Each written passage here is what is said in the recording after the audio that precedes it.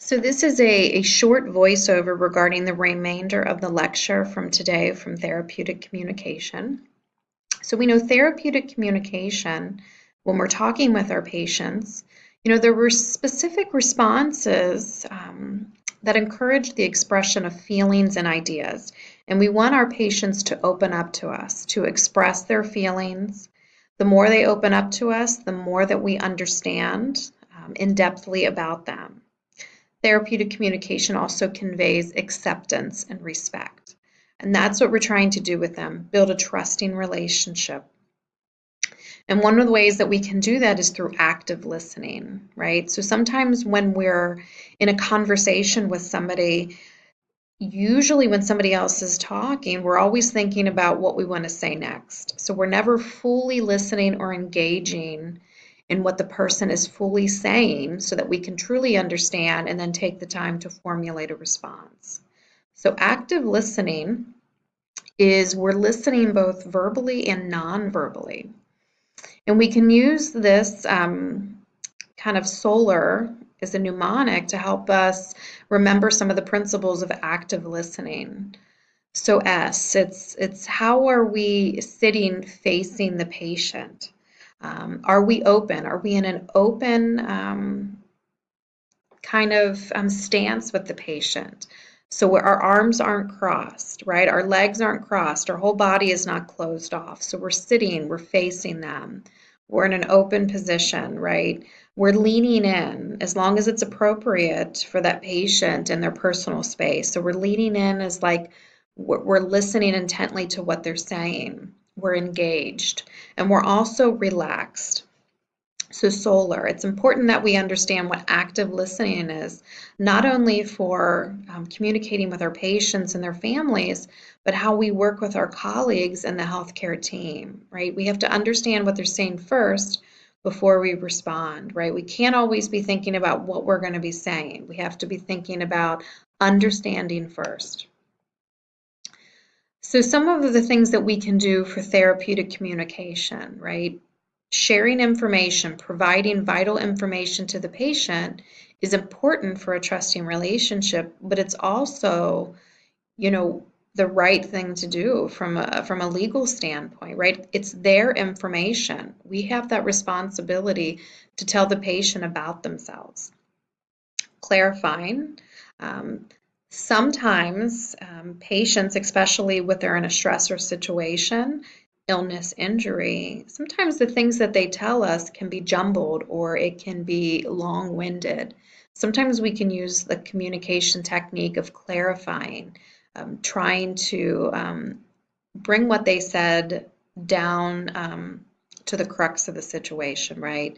Bringing it down to the base or the foundation. What exactly have you said? So we sometimes will need to re-clarify, okay? Focus. Sometimes your patients can, especially with complex issues, can get off on a tangent and they can tell us massive amounts of information. We need to sometimes focus on one specific thing at a time and then move to something else, right? Prioritizing, focusing on that highest priority at that time, and then focusing on something else. Sometimes it's hard to get a good picture when we're trying to understand multiple things at the same time. So asking relevant questions that are appropriate towards the topic, what we're talking about.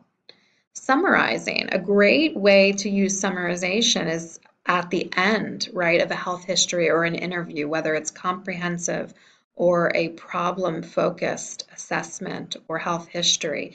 We summarize it. We pull it kind of all together. And so we say to the patient, okay, so this is what you've told me. Is there anything else that we've missed? And that's an important component to remember. Sharing empathy versus sympathy, right? So being empathetic, similar to kind of like emotional intelligence, being aware of the feelings and emotions to those patients around you.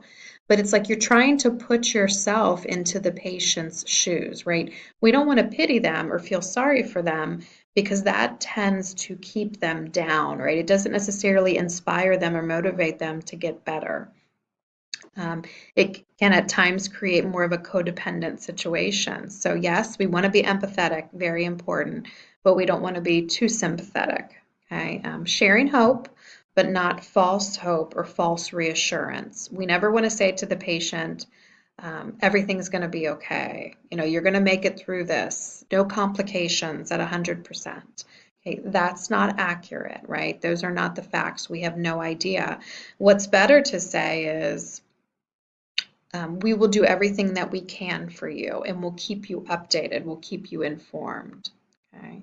Using touch when it's appropriate, right? We've talked about culture, gender differences. So we need to be careful that, we're using touch in appropriate situations, as long as it seems appropriate to that individual. Okay, so sometimes we need to be aware that not everybody needs somebody to hold their hand or to touch their back. Okay, so it's something to consider.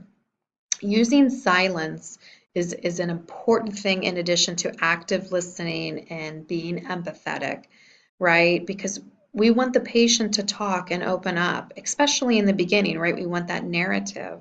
And then we'll start to focus or ask more direct questions when we're trying to take them to a specific direction. But using silence, right, allows the patient to open up, give us some information, and it helps to build a trusting relationship. It helps to increase that nurse-patient bond, because it's not like we have to be the one talking all the time, right? We can be silent and actively listening. So this is an important slide, right? Non-therapeutic communication. A lot of these are common sense, but it doesn't hurt to talk about them, right? Asking personal questions. So a lot of times when the patient's admitted or when they first come through, some of the information, address, their name, date of birth, that's already there. So, we have to be careful about asking too personal questions, So we already have some of that information in our kind of pre-interview stage.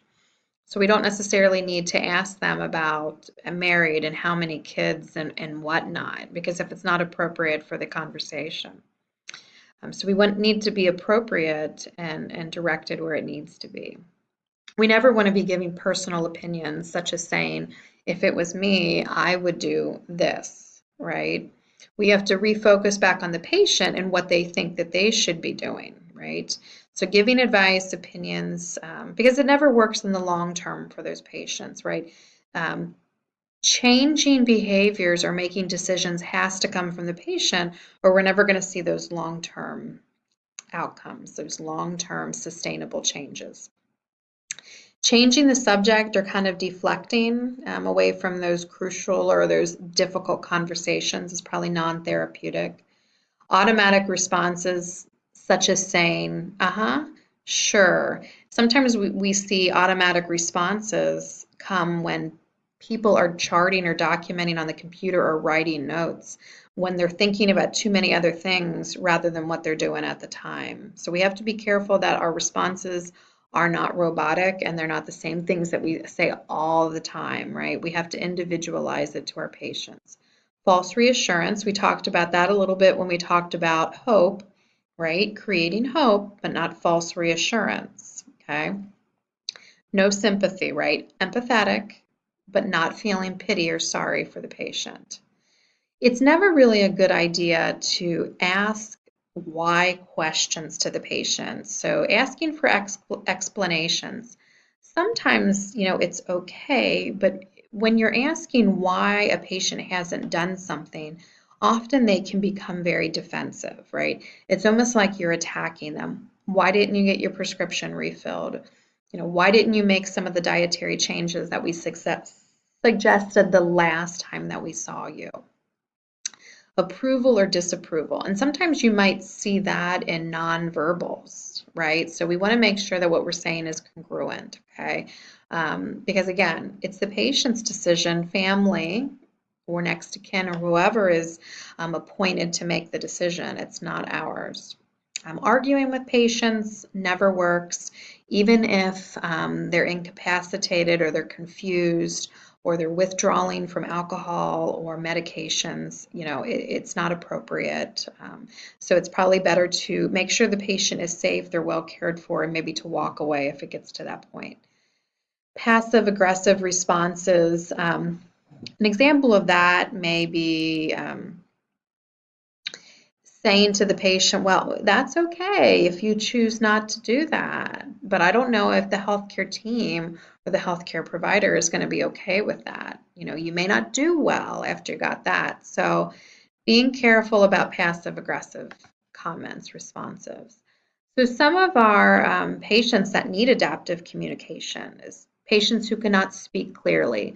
So if they have some expressive aphasia, dysphagia, dysarthria, right? Your patients who have had strokes, your patients who have had traumatic brain injuries, aneurysms, cognitive impairment, all right? So that's a very general, very broad impairment, right? It could be where they are completely incapacitated, they can't make any decisions for themselves, or where it's very mild, where we just need to give them some time and allow them to respond. Hearing and visual impairments. Patients who are unresponsive, whether they're in a coma or we've purposefully put them in a sedative state, right? Patients who are extremely sick, unstable on the ventilator and surgery, those patients unresponsive. And also patients who don't speak English or they have limited English speaking ability, or even the language that is the primary language. So those are your patients that we need to adapt to. So what are some things that we can do? So some of your patients who are hearing impaired, right? We want to make sure that we face them, because sometimes they may not hear well, but they may lip read well. Speaking clearly, slowly, enunciating, but no gross exaggerations, okay? Because sometimes it just defeats the purpose, okay? So speaking clearly, slowly, pacing yourself, but no gross exaggerations. Sometimes gestures are okay, but when they can start to get exaggerated, they're not helpful. Always check for adaptive equipment, making sure the patient has their contacts, their eyeglasses, their hearing aids. Those are important. Make sure it's in a quiet, well-lit area for some of your patients who have hearing or visual impairments. So turning off the TV, maybe closing the door, giving you privacy. And again, we talked about maintaining pace, but also allowing time for the patient to respond, right? If they've got some expressive aphasia, dysphagia, dysarthria, or maybe a cognitive impairment. So we want to allow them time to respond, or even allow them time to think about it right before they respond. So tips for communication. So we also have to understand our beliefs, values, and also our biases, maybe stereotypes regarding people and communication. Learn about other cultures, and we did talk about this with humility. I don't know everything about every cultural background, religion, ethnicity, but I'm willing to admit that, and I'm willing to ask, respectfully, to make sure I'm giving the patient what they need, or individuals what they need. So professional interpreters, there are times you care for patients and their families, and there are certain aspects that we can use family and friends to interpret for us. But anytime we're giving a patient crucial information or a serious diagnosis, or any type of consent needs to be given or a consent form needs to be signed, we really need a professional interpreter to do those things for us. We can't be having family and friends interpreting, okay? We need to make sure that this is professional. Speaking to the patient, right? So sometimes your patients who are incapacitated, cognitive delayed, who have other people making their decisions, maybe an older patient who has a younger child who's making their decisions. We still want to make sure that we're speaking to the patient, that even though the other person needs to be engaged in their care, we need to respect the patient and direct that conversation to them. Certain individuals, everybody has different learning needs, so we need to make sure that if we're providing alternative resources, that we need to guide it